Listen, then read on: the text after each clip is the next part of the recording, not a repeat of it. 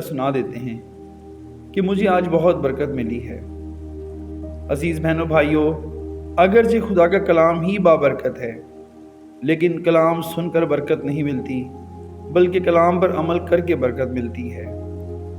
کلام سننے کا مطلب ہے کہ کسی ذمہ داری کو لے لینا، کہ خدا جو چاہتا ہے اس کو کرنے کے لیے تیار ہو جانا۔ کلام جب ہم سنتے ہیں تو ہم فیصلہ کرتے ہیں کہ ہم نے آج اپنی اس برائی کو کاٹ دینا ہے، اپنی زندگی سے الگ کر دینا ہے، اور اس ذمہ داری کو ہم نے لینا ہے، ہم نے یہ کام کرنا ہے۔ جب ہم فرما برداری کرتے ہیں، اس کلام پر عمل کرتے ہیں، تو پھر ہمیں برکت ملتی ہے۔ کلام مقدس کو پہلے سنا جاتا ہے اور بڑے دھیان سے سنا جاتا ہے۔ خدا کے کلام کو دھیان سے سننا یہ بہت زیادہ ضروری ہے۔ بے شمار ایماندار لوگ نہایت لاپرواہی سے کلام سنتے ہیں، پورے دھیان سے کلام نہیں سنتے اور کلام کو پاتے نہیں، کھو بیٹھتے ہیں۔ پہلے کلام سنا جاتا ہے، پھر کلام سیکھا جاتا ہے۔ خداوند یسوع مسیح کے شاگرد کلام سننے کے بعد اس کو ایک سائٹ پر لے جاتے تھے، تماثیل سنتے تھے، تو پھر سوال کرتے تھے کہ استاد ہمیں ان کا مطلب سمجھائیے، تو یسوع ان کو ان کا مطلب سمجھاتے تھے۔ پہلے کلام سنا جاتا ہے، پھر کلام سیکھا جاتا ہے۔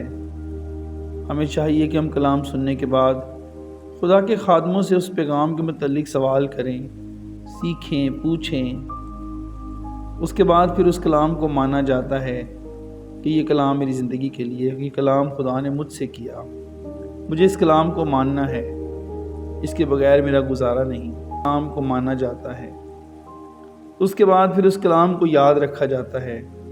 یاد رکھیں، جو چیز ہماری سوچ میں چلی جاتی ہے وہ اثر پیدا کرتی ہے، جو چیز ہمارے پیٹ میں چلی جاتی ہے وہ بھی اثر پیدا کرتی ہے، جو بات ہمارے کان میں چلی جاتی ہے، ہمارے ذہن میں چلی جاتی ہے، وہ بھی اثر پیدا کرتی ہے۔